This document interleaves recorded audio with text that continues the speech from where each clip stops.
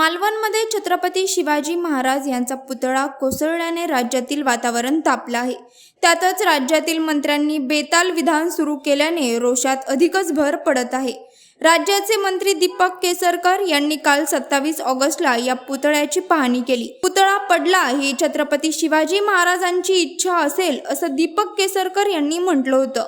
यावर ठाकरे गटाचे नेते संजय राऊत यांनी संताप व्यक्त केलाय. हिम्मत असेल तर शिवाजी महाराजांच्या पुतळ्याबद्दल अशी बेताल विधाने करणाऱ्या मंत्र्याला जोड्याने मारा असं आवाहन संजय राऊत यांनी राज्याचे गृहमंत्री देवेंद्र फडणवीस यांना केलं आहे. संजय राऊत यांनी आज 28 ऑगस्टला मुंबईमध्ये मीडियाशी संवाद साधताना हा संताप व्यक्त केला. पानी में तो बहुत से पुतळे, पाण्यामध्ये असंख्य पुतळे आहेत. शिखरावर आहेत, पहाडावर आहेत, प्रतापगडावर आहेत ना.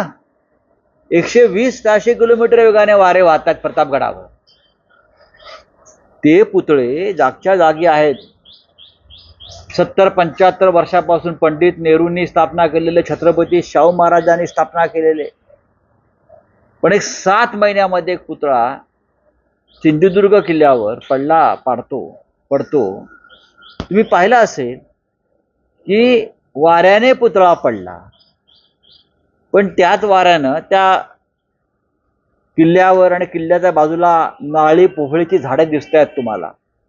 ती कुठे पडल्याचं दिसत नाहीये. झाडं पडली त्या दिवशी, लोकांची घरं पत्रे उडाले, असं काही झालेलं नाहीये. जेव्हा वादळ येतं तेव्हा लोकांची घरं उद्ध्वस्त होतात, झाडं पडतात, वृक्ष पडतात, बोटी बुडतात समुद्रातल्या. तसं काहीच झालं ते दिसत नाही. फक्त पुतळा पडला याचा अर्थ पुतळा पोकळ, भ्रष्टाचारानं पोखरलेला चौथरा, कोट्यावधी रुपये खाल्लेले आहेत. आणि आता ज्या बातम्या समोर येत आहेत, हे ठाणे कनेक्शन आहे आणि मुख्यमंत्र्यांच्या पुत्राचं कनेक्शन आहे, मी सांगत नाही. ज्या बातम्या समोर येत आहेत त्याच्यावरती खरं म्हणजे विद्यमान न्यायमूर्तींच्या नेतृत्वाखाली एक SIT स्थापन केली पाहिजे. याची चौकशी करण्यासाठी कोट्यावधी रुपये, शेकडो कोटी रुपयाचा व्यवहार झाला या पुतळ्याच्या मागे. छत्रपती शिवाजी महाराजांच्या नावानं जे सरकार भ्रष्टाचार करतं आणि पैसे खात आहे, आणि त्या पैशातून तुम्ही परत महाराष्ट्राच्या निवडणुका लढणार आहात. हेच पैसे, याचा काय फक्त निषेध करायचा, थंड बसायचं शंढासारखं. आज मालवणमध्ये मोर्चा निघतोय. स्वतः आदित्य ठाकरे त्या मोर्चाला उपस्थित राहत आहेत. काँग्रेस, राष्ट्रवादी काँग्रेसचे सुद्धा नेते त्या मोर्चाला उपस्थित राहतील. पण हे आंदोलन संपणार नाही. मी स्वतः परवा चाललो आहे बरं का. मी स्वतः 30 तारखेला मी स्वतः मालवणला जाते. तेव्हाही आम्ही काही तिथे आंदोलनं आणि काही संघर्षाच्या गोष्टी आहेत त्या संदर्भात त्या करूच. राज्यभरातून तिथे लोक येत आहेत आता. कारण लोकांच्या मनाला, महाराष्ट्राच्या मनाला ही झालेली सगळ्यात मोठी जखम आहे. त्याच्यामुळे हे निषेध बिषेध हे फार तोकडे शब्द आहेत.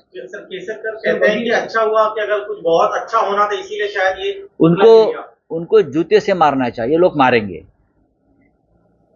अगर उनको लगता है, त्या माणसाला वाटतं आहे की छत्रपती शिवाजी महाराजांचा पुतळा पडला हे बरं झालं, त्यातून काही चांगलं घडेल. बरं, काही अफजलखानाची औलाद आहे मेंढ्याने पोसलेली. ही अफजलखानाची औलाद आहे मेंढ्याने पोसलेली. ही अशी माणसं आहेत जी या मेंढ्यांच्या मंत्रिमंडळात आहेत. बरं झालं, आम्ही तर म्हणतो बरं झालं ही घाण आमच्याकडून गेली. या सडक्या विचाराची माणसं छत्रपती शिवाजी महाराजांचा पुतळा पडलाय बरं झालं, कसं काय यांच्या तोंडातून हे शब्द निघू शकतात की पुतळा पडला हे बरं झालं, हा शुभशकुन आहे, यातून चांगलं घडेल. किती घाणेरड्या मनोवृत्तीचे लोक या देवेंद्र फडणवीसांनी निर्माण केले. हे देवेंद्र फडणवीसांचंच पाप आहे. हे का शिवाजी महाराजांचे एवढे शत्रू झालेत मला कळत नाही. हे मिंधे आणि त्यांची जी टोळी पोषण्याचं काम हे फडणवीसांनी केलं, हे नरेंद्र मोदींनी केलं, आणि या सगळ्यांनी मिळून छत्रपती शिवाजी महाराजांचा पुतळा पाडला पैसे खाण्यासाठी. हा आरोप नाही, सत्य आहे. काँग्रेसच्या काळात देखील असं दुर्घटना घडल्या, संपूर्ण इमारती कोसळल्या. हे दिवसात प्रथमच घडलं आहे असं राणे बोलले. त्या माणसाला वेळ लागलाय. अगदी मला दुर्दैवाने बोलावं असं वाटतं. इमारती पडल्या आणि छत्रपती शिवाजी महाराजांचा पुतळा पडला.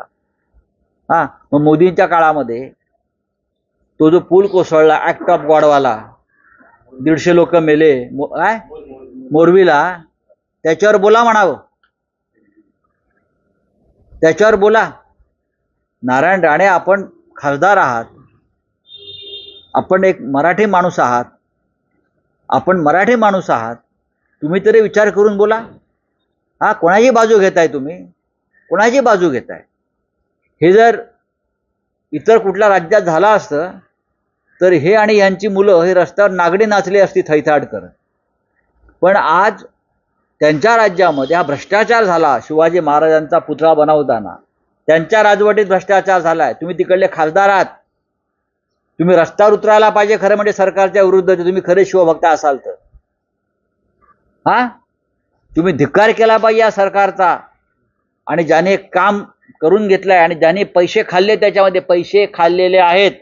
शिवाजी महाराजांच्या पुतळ्यामध्ये कोट्यावधी रुपये खाल्ले आहेत. हे ठाणे कनेक्शन आहे. कॉन्ट्रॅक्टर लापता है सर. कॉन्ट्रैक्टर, शिल्पकार सब लापता है. मुख्यमंत्री के बेटे को पूछो कहाँ है.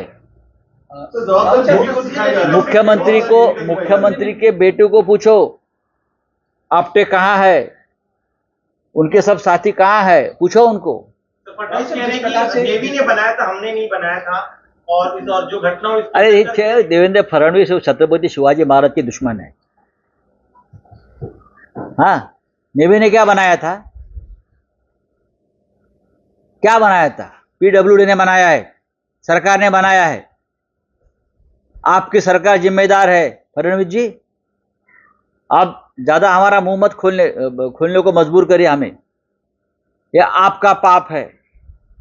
छत्रपति शिवाजी महाराज दुश्मनों से नहीं हारे, बीजेपी के भ्रष्टाचार से हारे हैं. छत्रपती शिवाजी महाराजांचा पराभव त्यांचे शत्रू करू शकले नाहीत. औरंगजेब करू शकला नाही, अफजल खान करू शकला नाही. पण भारतीय जनता पक्षाचा पराभव आणि देवेंद्र फडणवीसांची विकृत मनोवृत्ती याच्यामुळे या महाराष्ट्रामध्ये महाराजांना पराभव पत्करावा लागला. जूते मारो, लोग उनको जूते मारेंगे. ऐसी दिमाग में जिनके गंदगी भरी है कि जो आदमी मंत्री बोलता है महाराष्ट्र का कि पुतला गिर गया अच्छा हो गया, ये अच्छे के लिए हुआ है, ऐसी व्यक्ति देवेंद्र फडणवीस के साथ काम करती है. एकनाथ शिंदे की गैंग, हाँ, जिसको बनाया फडणवीस ने, ये गैंग. और फडणवीस बोलते हैं, फडणवीस उनकी वाहवाह कर रहे हैं.